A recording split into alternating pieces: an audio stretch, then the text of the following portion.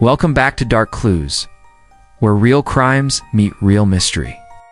Tonight we head to the desert outskirts of Albuquerque, where the wind carries secrets buried beneath the dust. 11 women, one stretch of forgotten land, and a killer still out there.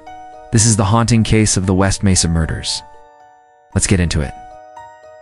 It was February 2nd, 2009, when a woman walking her dog across the vast desert expanse of Albuquerque's West Mesa stumbled upon something horrifying, a human bone protruding from the sand. That discovery unraveled one of the most disturbing mysteries in New Mexico history. Police would soon uncover the skeletal remains of 11 women and an unborn child buried in shallow graves across a desolate patch of land. The victims, ranging in age from 15 to 32, had all gone missing between 2001 and 2005. Many were involved in sex work and struggled with addiction. But behind every name was a story, a family, and a community left devastated by the silence that followed their disappearance. The names of the victims would come to define the tragedy. Monica Candelaria, Victoria Chavez, Michelle Valdez, Cinnamon Elks, Virginia Cloven, and teenage cousins Evelyn Salazar and Jamie Barella. Then there was Selania Edwards, just 15, and Doreen Marquez, a mother whose family never stopped searching. Their remains were found scattered and buried in makeshift graves. The case soon earned a haunting moniker, the West Mesa Bone Collector. For years, the families of the missing had begged authorities to look deeper, to investigate the pattern of young women disappearing from Albuquerque's streets.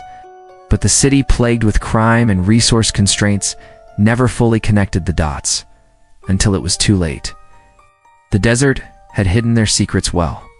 The discovery of the burial site sparked the largest criminal investigation in Albuquerque's history. Theories began to surface almost immediately. Was this the work of a lone serial killer, coordinated human trafficking ring, or a network of predators exploiting vulnerable women? Two suspects rose to prominence. The first was Lorenzo Montoya, a local man with a disturbing record who lived just miles from the burial site. In 2006, he was shot and killed by the boyfriend of a woman he had strangled. Police found materials in his home suggesting he had been preparing to dispose of the body. The second was Joseph Blee, a convicted serial rapist with a long history of assaults against women.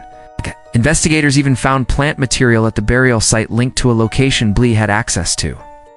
But despite the mounting circumstantial evidence, no charges were ever filed against either man in connection to the West Mesa murders. The investigation stalled. Leads dried up. The forensic evidence degraded. Families watched as the headlines faded and the public moved on, yet the pain remained.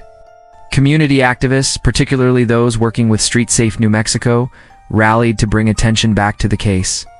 They held vigils, painted murals, and kept the victims' stories alive. Over the years, new theories emerged. Some believed the killer was someone the victims trusted.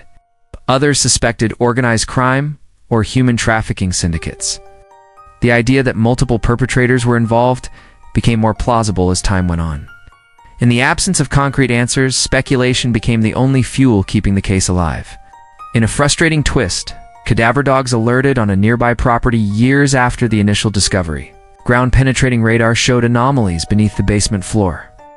That house had once belonged to someone on law enforcement's radar, yet no search warrant was ever granted. The home was never excavated.